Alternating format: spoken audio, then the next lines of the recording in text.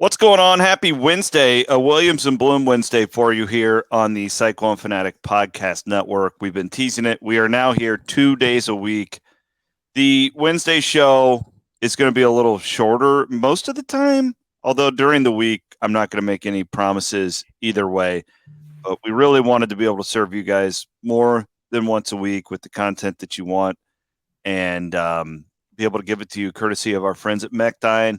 The Mechdyne Corporation. They're so good to us here at Cyclone Fanatic, and they stick with us because you all really respond to them. And we would encourage you, as always, if you're maybe a business owner out there looking for some AV virtual reality type technology, man, they do it all. Check them out at mechdyne.com. They do everything. They do all sorts of technology stuff. They employ IT professionals all over the world.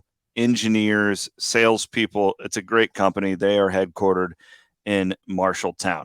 We are going to talk today about Blum digging up some recruiting rankings for the last 4 years. We're going to see where Iowa State stands in the new Big 12. I want to talk briefly about Pac-12 Media Days, which are getting ready to go in Las Vegas. And then I just wanted to touch quickly, based on the JT Rock conversation that we had on Sunday, what are realistic expectations for basketball? Because I feel like we all maybe could blow this out of the water. What are realistic expectations? We'll talk about all of that coming up here. Williams and Blum on your Wednesday. Let's just start off with a little English.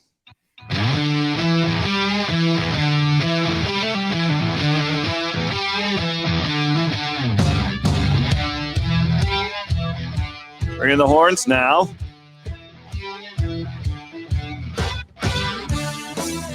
New thing, too, with this podcast, you can watch it on stream. We do it on StreamYard. You can watch it on the Cyclone Fanatic YouTube page. So if you're more into that, or you like if you've got a smart TV, and I do that sometimes, Bloom, where I will I'll put on like something in the background, while I'm getting the kids ready, that type of deal. So, I don't watch podcasts on TV, but a lot of people do. The two guys named Chris gets like thousands of people watch that. They stream it every day. So we're just wanting to be here for the people. I'm better looking than Hassel and smarter, so I can see how this would take off too. Yeah, I mean, whatever. He's only on national TV. I'm on a podcast with you, but for whatever. The brand, everything's for the brand. Whatever I can do to get more of your looks. Yeah. That's right at the top of the list. It's good for everybody. Yes, huge for the demo. Huge. Okay, let's just dig right in. Williams and Blum Wednesday. It's our first episode in the middle of the week. I do want to thank our friends at Gravitate Co-working before we get going. They're a perfect midweek sponsor because there's a bunch of people listening right now who are just miserable. They're sitting at home. Maybe their office got closed and they work from home. Go to gravitatecoworking.com and see if they can help you out. Maybe you have a floating desk. Maybe you have a full-blown office. They got everything. gravitatecoworking.com, all over the metro. Okay, Bloom. So I wanted to follow up on this conversation we had on Sunday about the recruiting rankings. Yeah. And I asked you to do some digging. We're trying to find out where Iowa State should be located as far as the hierarchy goes in the new Big 12 conference. And we were trying to piece together a bunch of this recruiting data. What did you find? Yeah, so it's really interesting. I mean, I think the genesis of the exercise is let's remove Texas and Oklahoma from the equation because they don't matter after this year. And those two were always at the top of the recruiting rankings in the Big 12. I mean, Texas and Oklahoma were always in the top 20. And you kind of forget, like, okay, what does that mean for everybody else? And back to our conversation for the last 2 years is legitimately Iowa State is now punching at its own weight in this conference. And it's actually very exciting. And CETA, even more so after I dug into these numbers. So let me just do the hypothesis and the exercise, and we can talk through this. So this is only high school recruiting, right? So I want to start with that. The transfer stuff, it can skew this one way or another, good or bad. And you have to take that into account going forward. It's just hard to really understand how that fits. So I just went with the composite rankings on 247, which is only the high school ones, okay? I mean, clearly this helps Iowa State because Iowa State has not done a lot in the portal, but that's a plan. Iowa State wants to recruit well in high school and then develop. And so what I did is I started looking in 2020 all the way up into this last full recruiting class, the last full 4 years of high school recruiting classes. I averaged every single school in the Big 12 where they ranked nationally. The most interesting part to me, of the 12 schools now in the Big 12, there was not one single top 20 class in the last 4 years at any point in any year. So you remove Texas and Oklahoma, there is not one school that had a top 20 recruiting class in the last 4 years, which goes to the hypothesis of Iowa State's Punching right it your there. own way. Punching it your Yep. own way. Yep. And so TCU was the only one in the top 20, and they had a 20th ranked, they had 20th ranked recruiting class this year after their national championship. Can I add one thing to that too? Yeah. Is we both work for recruiting services. We know how this works. The difference between a 5-star and a 4-star is great.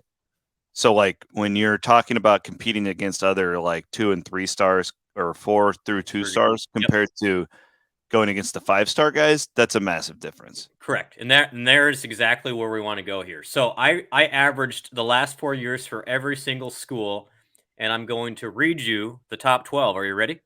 I'm ready. Number 1 at an average ranking of 35.5 is TCU. Okay. At number 1. All right. Probably not a huge surprise. Nope. At number 2 with a national average ranking the last 4 years of 38.5 is Oklahoma State. Not surprised. They were 54th this year, so they're trending the other way. They're dropping off. Yep. Yeah. Number 3 at an average. Yep, you sell your stock. Number 3 at an average ranking of 40.5 was Baylor. And Baylor's been pretty consistent in the last 4 years. So there. And I would call them, I mean, Aranda is very much a developmental guy. He reminds me a lot of Campbell with the way he wants to surround him a little bit last week. And not a guy who's like in love with the portal. Maybe that will change over the years, but that doesn't shock me that they would be more of a keep a guy for 4 years and develop him type. And every single class for them the last 4 years is ranked 35 to 50. So they're in that same parameters. Number 4, all actually tied for third with Baylor at 40.5 is West Virginia, which is interesting because they're picked last this year. But Neil Brown has actually recruited okay. It hasn't always panned out, and they've had a lot of attrition there. But their average was 40.5, also in that 35 to 49 category every single year. Okay. Number 5 at an average ranking of 46.7 is your Iowa State Cyclones. I was going to say I would have picked them before West Virginia, to be honest with you. Yeah, so in Iowa State, here's the last 4. So starting in 2023, Iowa State was 43 this past year, 39 in 22, 59 in 2021, 46 in 2020. And now this year's class is in about the same ballpark right now, but it's so early to know. But Iowa State's 5th out of 12 in the last 4 years. And so what does that mean? It means those classes are now going to start to play and see the field. So when the Campbell staff says we feel good about the guys we brought in, they're starting to finally matriculate to that playing point. And those guys that were recruited in 2020, 21, and 2 are now going to see the field. And Iowa State's right on par with everybody else. So let me go through the rest. Number 6 is Texas Tech at an average of 48.2. Number 7 is Cincinnati. They're the first newcomer at 50.5. Number 8 is Kansas State at 50.75. So K-State has arguably had the best success with the least recruiting. Iowa State has recruited better than K-State the last 4 years. UCF is next, and UCF comes in with an average ranking of 55.75, but they're trending up, C-Dub. They were top 40 this past year. As you might imagine, with them going to a big conference. Houston has been all over the board, but theirs was 66.7. So Dana has not done well there, honestly. He's been a disappointment there. I thought he would do a lot better than he has. Yeah, I mean, they're just not there. And I thought for sure they would have recruited, 4 stars out of Houston, and they're just not. You should. They're not at all. BYU was next with an average ranking of 70. I don't see that changing a whole lot. And then last was Kansas, although Kansas has been all over the board at an average ranking of 77. Theirs is picking up. They have a really good class coming in for this coming year. So Leipold might be turning that thing around. But they had 1-year seat up there, ranked 117th in the nation in high Wow, school recruiting. that's So really they bad. had a huge hole to dig out of. I mean, with the jobs Leipold is doing with where he had it is pretty impressive. Be So interesting to again, see too those are your 12 schools.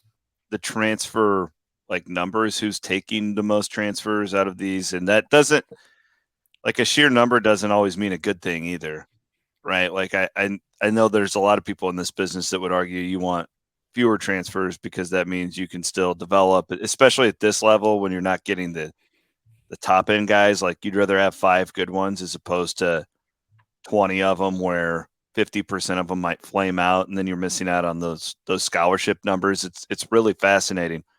But yeah, to that And point, Kansas and TCU were super active in the portal last year, and it worked. yeah, it did. There have been some teams who have been super active in the portal, and it doesn't work at all. And in fact, it just kind of ruins your culture. So it's we'll see how it goes for some of these schools that are more active than and Iowa State is very much not active in the portal for football. I think that Cincinnati's numbers will go up considerably. I don't agree. know with Satterfield. We'll see. That still seems like a weird fit to me. From what I was told last week, talking to some people, that they were just obsessed with getting a current Power 5 head coach. That was their goal when they were hiring that job, and they landed on him. Yep. He's not really a Texas guy. He's not really an Ohio guy. So, like, where is he going to get players from? Also, you look at the history of that job, it's really only Ohio guys that have done real well there. So I'm curious about them, but I think if they have the right guy, maybe Satterfield will be that. I don't know. I think they could be a real player in this based on their geography. We'll see. I think Central Florida's, I'm sold on them. I think that they will be a really good program in this league. You can see the trends already. They went from 75, 58, 52, now up to 38, and this class is even better. So, and then the other team that's really ascending in recruiting, and again, it's not perfect, is Texas Tech. They're on the move now. They have a extremely well-funded and operational collective. They were one of the first to really get going on the collective space, and they have some extreme wealth in West Texas, as you might imagine. So, I think Joey McGuire, I think Texas Tech's going to be a factor in the first part of this new league for sure. Yeah, it feels to me just that them and TCU are probably Kansas State too. I mean, you can't. I don't know. It's hard for me to leave out Aranda. I think they're going to bounce back this year. I think Aranda's really good. Maybe you throw Iowa State in there at the end, but those really feel like the programs that are in the best spot going into this new league. Again, the caveat for me is like Campbell has to stay, which we have no reason to think he wouldn't. He's never given anybody that.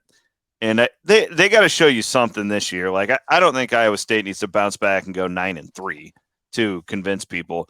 I'd hate to see him have a couple of losing seasons in a row and then stunt the recruiting just a little bit. I think that, but if they do, let's say Iowa State gets to 6-6, I'd put them right there with probably Baylor, Oklahoma State, probably not with TCU. I mean, they just played in a playoff. Like I feel like they should be at another level, but we'll see with them. Like if you go to the playoff and then this year you're 5-7, then that all of a sudden that feels less impressive.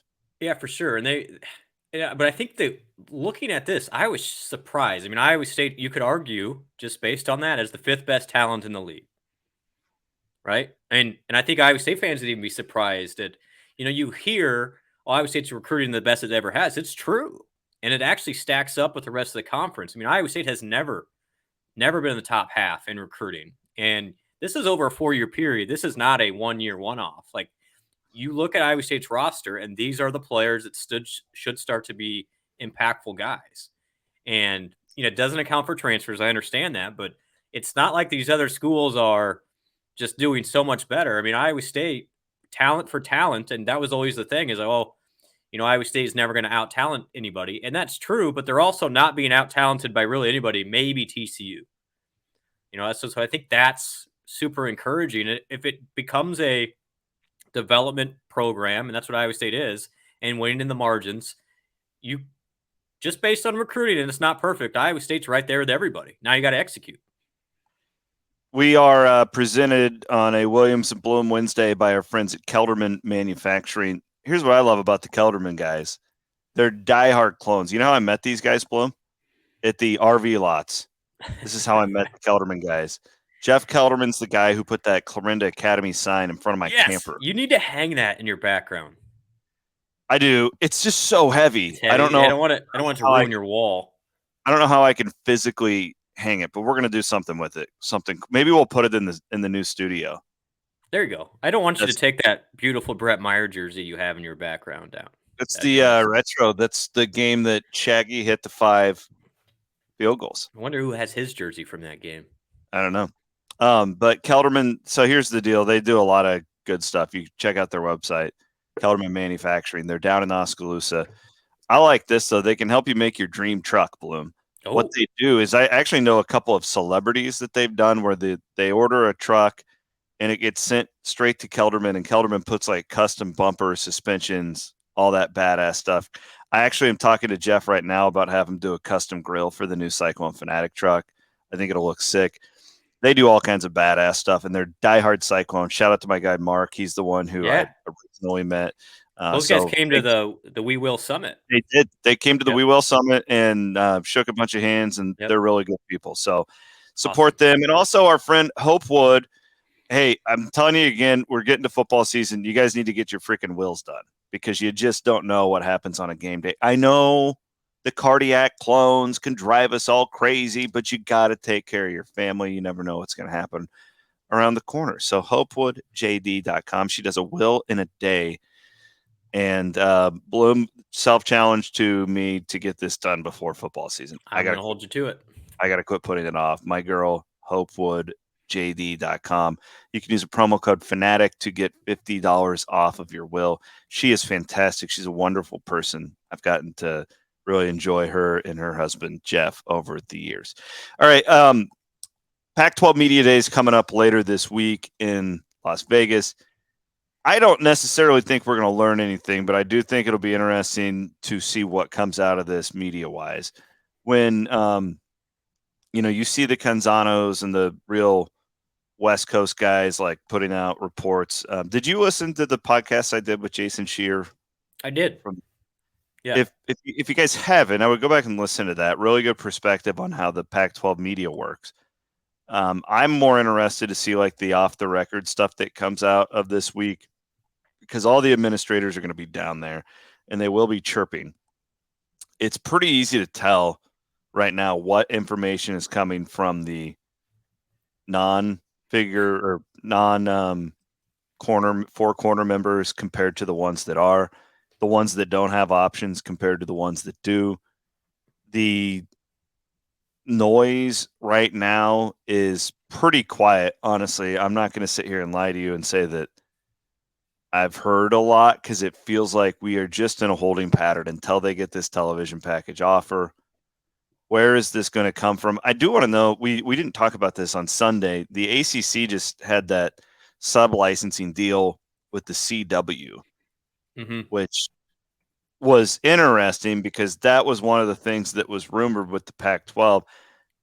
That could be good news for the Pac-12. It could also be bad, because if that's not a bad package. Like we made fun of it. I think we played like the Dawson's Creek song and all that stuff on Two Guys Named Chris, but it's in like every household in America, which is what the Pac-12 was going for, and that would definitely be a good move for the CW if you got games on at midnight Eastern time, right? You're going to get a much better number than you would with like Matlock reruns. But love Matlock. I also wonder, it's like, is the CW like, are they going all in on college football all of a sudden? Like, are they? Maybe. I don't know the answer to that, but it's definitely a new player in this game. What do you think about that situation? Yeah, I mean, it just seems to me I can't imagine the CW is going to do both the ACC one-off package and something with the Pac-12. It just seems that the Pac-12 is waiting for that golden ticket from one of the streamers, and they're just holding on for dear life until they get it.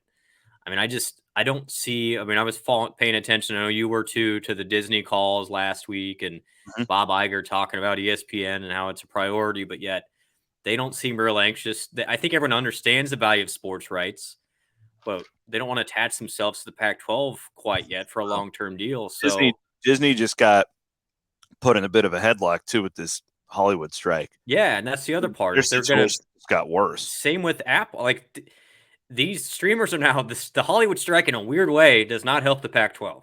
I know that's kind of a wild connection, but those places are going to be losing money. They're going to have to renegotiate some of those things too.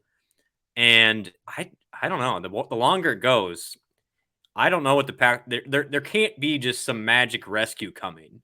I just think it's do those schools want to just hold on, and they're going to have to make less money, but their potential to stay with the people they want to be around is greater.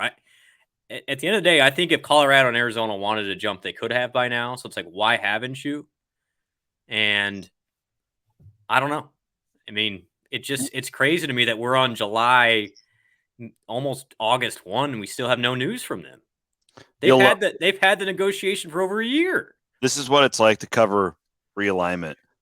I have one source over the last couple of weeks, an industry source, okay, tell me that it's inevitable. Use the word inevitable that Colorado comes to the Big 12. Okay. And then I had a Big 12 source say exactly what you just said. Like, if they wanted to come, they would have come already. I just don't know. Yeah. My gut tells me, and this is just a gut, because obviously my information is all over the board. Okay. My gut tells me the Pac 12 stays together for like a 5-year deal. And then we're back at this same spot in like 2 or 3 years. That's what my gut tells me. And I actually think that that's best for the Big 12 too. I think this new league's really fun. And I think that you're going to have some ACC schools. You're going to have other opportunities here in the next 2-3 years to grow and grow better. I don't want to see the Big 12 screw around with like Fresno and like there's no point. Yeah, Don't do that. Don't water down your brand. And I know Yormark wants to grow, and he even said it last week that he wants to grow east, which I was like, really? But I understand the thought of it. Part of me still thinks Yormark is too much of a New York guy. And I understand there is a lot of money on the East Coast. If you bring in a Connecticut, I just don't know if it works. I don't know if it works at all. And the more I dig into this stuff, I think this new 12 team will be fascinating because there's no top dog. And from year to year, it'll just be wild. And I almost like the idea of thinking about it now. Just build up with what you have now. I mean, don't worry about what's ahead. Focus on what you do have and make this league as good as you can. And then people will want to join from there. I think the risk you run if you keep your door open for so long, then people keep wondering, well, what's wrong with you that you're not happy with it. So I'm starting to lean towards your opinion. Just, build this thing up as much as you can, be the best, even if you're the third wheel to the SEC and the Big Ten, fine. But then naturally people will want to join if you do as well as I think they could. If they're going to do the UConn thing, and I know this won't be a deal, but I like do basketball and pair them with Gonzaga. Yeah. I have no need for UConn football, but from the sounds of things, like UConn wants this to be a full-fledged membership. Sure. Because then they get more money from it. But yeah, I heard that Yormark will get pushback on that from the board of directors, but we'll see. Well, the basketball teams are over in Rucker Park this week right now, aren't they? I mean, they were hanging out there with, and I like stuff like I am for all of that. For that. Yeah, whatever. I don't know. I don't know about having BYU and Connecticut in the same conference. Just I don't think it works. But none of that really matters, though. Like, you're right. It's not now like it does. Geography doesn't matter anymore. Fair. You're right. I just clearly. Man, what are we doing? We're going to have Rutgers versus USC at some point here in the next couple of years. So, the more I just look at these 12, I'm really pumped up. Like, I would love to go to Boulder, but I think this will be fascinating with the 12 you have, and just focus on those for now. SEC Media Day is going on right now as well. Williamson Blum Wednesday. We are presented as always by Mechdyne in the Wild Rose Casino Studios. Shout out to our podcast network sponsor, Cody Road. Baby, that whiskey. They gave me some of the amaretto cream. Yeah. That's really freaking good. I haven't had it with coffee yet. I was just drinking it straight the other night, but that is really, really, really, really, really freaking good. That was their new Irish cream from last year. the Holy mac. coffee, the tailgate coffee with that in there. Oof. I mean, it felt like football this week a little bit with the cooler temps. Yeah, I know it was like You cold. gotta I went get over up. to Bloom's house on Monday night, everybody, and we had some beers on the patio and we're I need brainstorming on some things. It was cold. sweatshirt. Yeah, I needed a jacket. Holy mackerel. Real quick, I don't want to just go too far on this topic because we've got a lot of time to break this down between now and November. JT Rocks, you know the full 13-man Iowa State basketball roster. What is a realistic expectation Yeah. for this team? Man, the buzz is Will they be in the top 25 preseason? no, they Probably will not. not. They Okay. will not be, but I think talent-wise they're there. And what happened, and it's great actually for Iowa State because they can use it to their advantage. Those 3 transfers committed so early that they kind of got forgotten about. And my feeling is if Gilbert or Pavletsky, those 2 in particular, would have hung around, they would have got some, a lot more attention. Those guys were quiet about it. They knew where they wanted to go, and they came to Iowa State. And then Jones has been so good in summer workouts so far that he's going to be an ad. He will be helpful. We're both hearing that too, by the Yeah, way. it's and He's then been I awesome. talent wise, this is the best team TJ has had. There's no question. Can you recreate the grinder mentality from that talent? And I think that's the big question for them. Obviously, they're going to try. Culture's everything for that program. But it's one thing if you've got NBA guys playing hard, and it's another if you've got Robert Jones playing hard. Like Robert Jones has to play hard. He's not going to play. And so I think the big question for this team is can they maintain that physical presence and a defensive intensity with a team that can put the ball in the basket? The last couple of years, Iowa State knew it had to defend hard and go balls to the wall on that end because if they didn't, they were going to lose. And so I think that's an interesting quandary for this team. They're going to be so much better on offense. Are they going to be as good on defense? No, they're not. It's just not. But I think they're going to be good enough seat up. I believe this is a top 25 talented team. And so if that's the case, man, can you win the Big 12? It's going to be really good. I wouldn't go that far. No, I don't think that's possible. I think they'll be a lot better in March than they will be in November. But I think man, it's hard to get too over your skis. I think a top 6 seed in the NCAA tournament is very much realistic with this group. Yeah, I think that's and you also can't deny that the non-con's not very tough. It's not. A But lot the easier. conference will more than make up for it for the analytics. Correct. I'm just saying, like I was thinking, maybe I think they deliberately did this. Yeah. They went easier schedule so that they could kind of get these guys. They knew they were going to be younger. They still have the Orlando tournament, so it's not like they're not playing anybody. You still have Iowa. You still have the Big East game. Who do they play? Like DePaul. I think they played DePaul. Yeah, you still have those games to kind of test yourself early, but nonetheless, yeah, I I'm just with think you. I'm not sure people realize how skilled this team has the potential to be. And Omaha gets the attention. Momcilovic, I'm telling you, is going to be really, really good. And just lights out shooting. You have gone from 1.5 shooters, if you count Gabe. Well, I guess 2.5. Well, whatever. Jazz had a weird year last year. Let's be honest. Like he kind of had a strange year.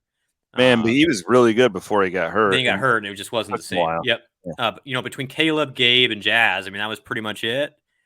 Now you're gonna have 4 to 5 pretty reliable 3-point shooters. It just changes your whole dynamic on offense, and you're just going to be better naturally. So before we really wrap up, I want to plug my latest CW pod over on Iowa Everywhere. Have you listened to that? I listened to it this morning. I had a coffee meeting. Oh my gosh, it was fantastic. I'd like to have a beverage with that guy. So Hal Mummy, for those who don't know, Blum is probably so tired. I've talked about this guy for 15 years. He is one of my 3 favorite sports figures of all time. If I have my own like personal sports Mount Rushmore, he's on it. Him and Leach are the 2 tallest figures. And they were here in Mount Pleasant, Iowa. It is crazy. This guy's story. He is the inventor of the air raid offense. Dana Holgerson told me last week that between Mummy and Leach that no individual person has been more influential to the sport of football than these guys. And I talked to him yesterday for an hour, and I could have gone on for 4. He was awesome. He told me afterwards, Brent, it made my day. He said it was his favorite one of these he's ever done. And it's just because I'm so obsessed with him. Like I knew stuff about him that I'm sure that most people had no. I've read the book about the guy twice. Like he is a fascinating figure, and he was really really great. So if you're jonesing for some football content, go and download that episode and listen to it. It's over on the Iowa Everywhere feed because I was like I was so nervous, Brent. I don't get nervous for these I things. know. Like, I could tell a little bit. It was funny because I've been listening in your first couple of questions, and you could tell he was kind of feeling you out, like, who is this guy? I was And then so nervous. you mentioned something that you could kind of hear him like chuckle, like, "Oh my gosh, how did you know that?" And then from then on, he was like, "All right, we're like old buddies," and he was in story time with Hal Mummy. He was just sitting there like on his cell phone. We were doing it on video because we do all of our. Where Iowa is he now? Where is he I think living? he's in Texas? Kentucky or Kentucky? something, but I don't know. I don't know. I didn't ask. I think he's on the East Coast or Eastern time zone though. Gotcha. From our text conversations leading up. I am going to do that. What we talked about next, because I always pick something in the summers to study. I got that from Leach because Leach used to do that. I'm going to become air raid certified. That's going to be my thing in 2024. Are you going to share with Nate Shieldhouse? If Nate's willing to listen, I think Nate would do himself some good and go and get air raid certified. It's brilliant. Like even it's all the pro teams use it now. Like even if they're not full blown air raid, like they all are using stuff that Hal Mummy and Mike Leach literally invented at Iowa Wesleyan in the 80s. Iowa Wesleyan does not even exist anymore. It's actually, I mean, I'm glad you told us because people would not realize that actually happened here with Leach, Mummy, and Holgerson. The story about Dana was great. He just showed up and he's in the doorway. And anyway, that was really well done. You'll like this. I didn't get to say this to him, but I was with Holgerson last week and we're talking about all this, and which I think he likes me now, by the way. So that's good. I got me and Holgerson are on. Well, he'll be there for 1 year more, and we're on good terms. Yeah. I asked Dana. I said, "What it was like sitting in a coach's room with Mummy and Leach at the same time?" And Holgerson's response was, "Well, at first I thought it was enlightening, and then very quickly it became nauseating." You're not getting a word in with those two. It's freaking great. Well, no, I encourage. Honestly, like the last week's been great because it's like I feels like we're getting into football season. Well, and then that Netflix show Quarterback came out. We got watch it with all the Cyclones coming up. It's football season. We're here. I'm going to Vegas in a couple weeks to do a bunch of their NFL contests and stuff too. So I'm getting ready. Let's get after it. Hey, you got the British coming up this weekend for you. Got the Open. It's my favorite. Or is it the British? The Open Championship. Okay. The Open Championship. What do you like? It's a good. Rory's playing great. I'm a Rory guy. I like Rory too. I'd like to see. It's been 9 years since he won a major, which is crazy. Because we thought, like at the time, like he was going to be the guy to replace Tiger after Tiger melted down. Right? He was on the video game. He was the Nike guy, and then 9 years. That's insane. He's won. Now he's won. The FedEx Cup a couple of times in there, so he's not hurting for money. Don't get me wrong, but he hasn't won a major in 9 years. Here's a stat for you. Scotty Scheffler, in every tournament he's been in since April, has finished in the top 5 in every single one of them. That's incredible. That is unbelievable. Yeah, he's the man right now. And he is so consistent. So I mean, he's going to be right there too. And I'd say those two. I mean, I know I'm picking the two favorites, but I've never in my life. I like Tiger. I don't have a problem with him. I liked Phil back when I was a kid because I liked his personality. I've never had a golfer I've liked more than Jon Rahm. Like that's my guy. Huh. It's because of his club foot background and all that. Oh yeah, sure. I have a tie to him, and I just think he's a really wholesome guy that I'd like to sit there and chat with. So that's my guy. Well, we just named the top 3 favorites for. So look at us. We're just full of chalk. Can I give you a deep cut? A little for those who. Let's look at Denny McCarthy. You can get him at 85-1 right now. Okay. Denny McCarthy. Denny McCarthy. All right, guys. We are presented as always by Mechdyne. This will be the case until, well, from going on. Blum and I are going to be 2 days a week as the football season is just around the corner. Thank you, Blum. Appreciate it. Let's do a little English to take us out here on your Wednesday, the 19th of July.